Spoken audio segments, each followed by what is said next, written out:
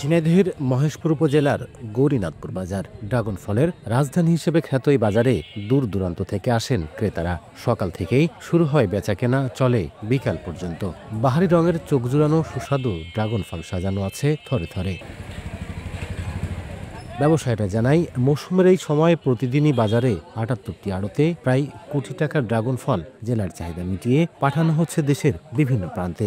উৎপাদিত ফসল বিক্রির জন্য নিজ জেলায় বড় বাজার থাকা এবং ন্যায্য মূল্য পাওয়ায় খুশি কৃষকরা। এখানে খুব সহজে ফল ক্ষেতের থেকে উত্তোলন করে নিয়ে এসে বাজারে দিতে পারছে। বাইরের থেকে পাঠিয়ে আসে এবং নগদ টাকায় পাই। সুলভ মূল্যে এখানে বিক্রি করে আপনার নগদ টাকাই পেয়ে যেতেছে প্রতিদিন। খুব ভালো দামে বেশি, আর মালের টাকাটা ওরা সবসময় নগদে পেয়ে যায়। নগদ টাকায় মালটা কিনে মনে করেন চাষিও সুবিধা পায় অনেক, আমাদের এখান থেকে অনেক সুবিধাপূর্ণভাবে আমরা কিনতে পারি। কৃষক যেন ভালো মূল্যে মাল বিক্রি করে যেতে পারে, এই জিনিসটা আমরা সবসময় খেয়াল করি আর কি।